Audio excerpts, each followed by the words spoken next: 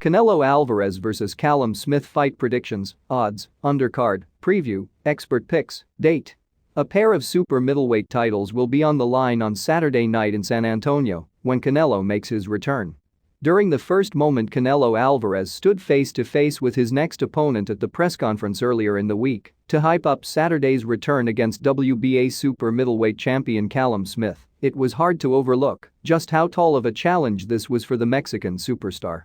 The pun in this case was intentional for Alvarez, 53 1-2, 36 KOs, the reigning pound-for-pound king, who was giving up no shortage of 7 inches in height to the 6'3" Smith, 27-0, 19 KOs, when the two stared deeply into each other's eyes as the flashes of nearby cameras clicked on and off around them. The 30-year-old Smith, a native of England and the youngest of 4 pro boxers as brothers, is nothing to be taken lightly as an opponent. He has power, size and hunger.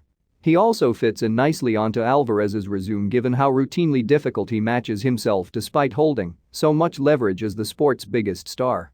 So when the photos of the height disparity between the two flooded the internet just days out from Saturday's bout inside the Alamodome in San Antonio, it was only natural to wonder whether Alvarez had bitten off more than he could chew.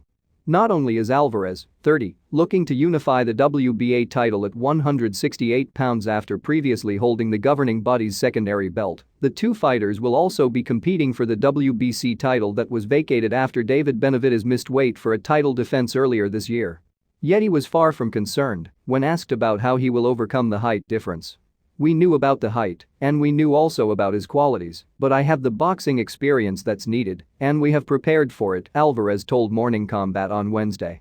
Smith's advantage, of course, only becomes one if he uses it by keeping Alvarez on the outside of his jab and preventing the same kind of vicious body attack Alvarez once used to finish Smith's older brother Liam during their 2016 title bout at 154 pounds.